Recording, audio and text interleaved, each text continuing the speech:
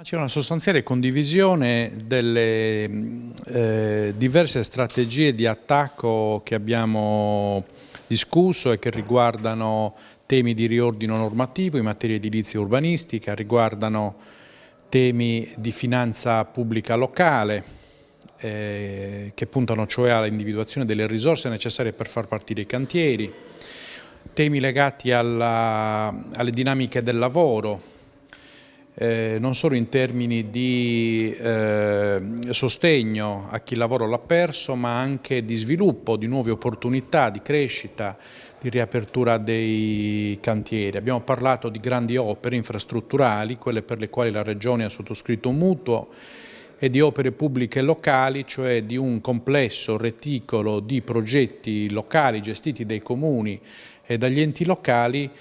che possono consentire di presidiare il settore, di sviluppare l'edilizia nel suo complesso, sia come grandi opere sia come cantieri locali, quindi in grado di soddisfare potenzialmente una domanda qualificata di lavoro, ma anche la piccola edilizia, l'artigianato edile che in Sardegna conta numeri interessanti. L'impegno della Giunta è quello intanto di monitorare e di quantificare il numero di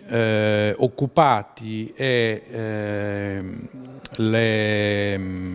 condizioni di crescita di un settore che va costantemente individuato, va misurato partendo dall'esistente. Viviamo una situazione di eccezionale crisi del settore, si parla di 30.000 occupati in meno in Sardegna, e puntare quindi ad una crescita qualificata, organica, equilibrata nei territori. Nello stesso tempo ragionare insieme con i sindacati sugli strumenti ottimali, sul miglioramento di quelli esistenti e sulle condizioni finanziarie, sugli strumenti finanziari per poter realizzare gli obiettivi sui quali abbiamo concordato. Oggi abbiamo istituzionalizzato il tavolo ANAS, sindacati, imprese, servizi territoriali del lavoro e comuni, che dovrebbe favorire il matching, cioè l'incontro tra domanda e offerta di lavoro da parte delle imprese che si aggiudicano gli appalti di opere pubbliche in Sardegna. Si vorrebbe in questo modo rendere consapevoli le imprese di qual è l'offerta di lavoro e qual è anche la qualità dell'offerta di lavoro di operai e tecnici specializzati che magari sono stati espulsi da un'altra impresa e possono essere riassunti da chi vince un nuovo appalto.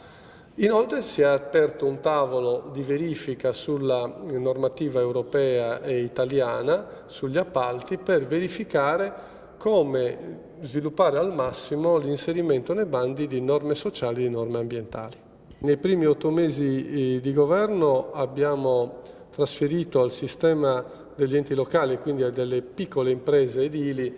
un ammontare complessivo intorno ai 60 milioni di euro. Poi abbiamo bandito il famoso bando multilinea, quello delle cantierabili, che certamente ha dei limiti per ciò che riguarda la non selettività degli interventi, ma che ha avuto il merito di aprire 101 cantieri in Sardegna per un ammontare di 70 milioni.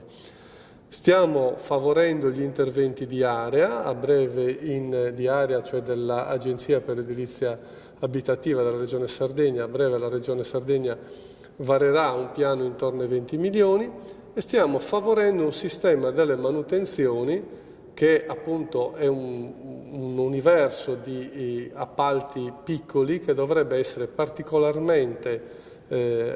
appetibile per le imprese sarde che, come sappiamo, non hanno grande capitalizzazione. Questo è quanto stiamo facendo. Quello che accadrà nel 2015-2016 è sotto gli occhi di tutti. Intendiamo colmare il gap infrastrutturale